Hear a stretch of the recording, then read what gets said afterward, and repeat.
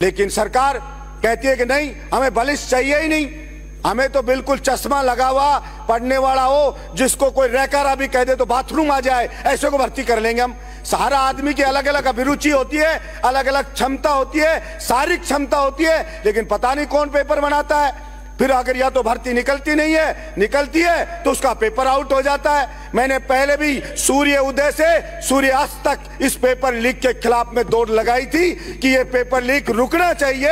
और जब रामकृपाल मीणा इसी सदन में चर्चा हुई थी कि रामकृपाल मीणा जो प्राइवेट कॉलेज चलाता है, उसके कॉलेज में सेंटर था एग्जाम का, वो उस तिजोरी के पास कैसे उसकी ड्यूटी लगी और उसकी ड्यूटी किसने लगाई, तो बताया गया इस सदन में कि कलेक्टर ने ड्यूटी लगाई। तो वो कलेक्टर क्यों नहीं गिरफ्तार हुआ, कलेक्टर के खिलाफ क्यों नहीं कार्रवाई हुई, उसके खिलाफ होनी चाहिए थी। उस बड़ी मछली को किसने बचाया?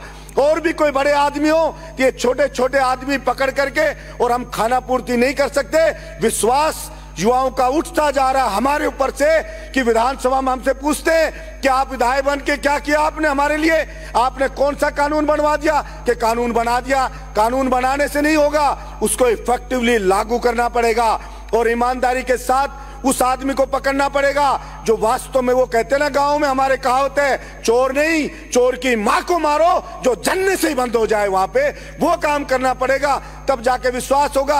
आज युवा बेचारा भटकता फिर रहा है, 4-4 साल कोचिंग करता है, महंगी महंगी कोचिंग में जाता है, स्कूल में जाओ तो भारी भारी फीस देता है, प्राइवेट स्कूलों में जाता है, कमर टूटी पड़ी है उसकी।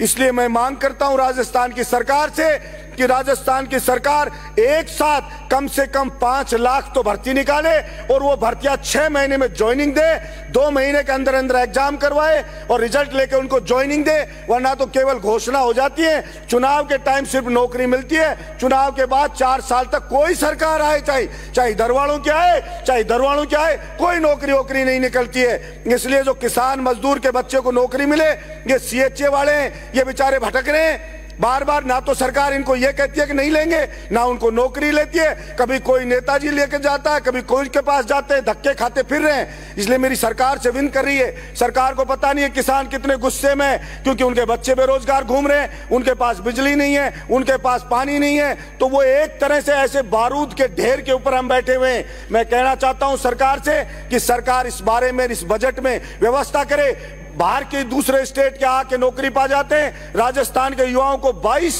स्टेट के अंदर उनका सिलेक्शन रेट 0 है, एक भी राजस्थान के बेरोजगार को नौकरी नहीं मिल रही है। मैंने सरकार से मांग की थी पिछली बार भी, और मुख्यमंत्री जी ने वचन दिया था राज्यसभा चुनाव के वक्त भी, मैंने कहा था 90 से 100% तक राजस्थान के युवाओं को आरक्षण मिले राजस्थान की सरकारी भर्तियों में, और प्राइवेट में 75% तक का आरक्षण मिले।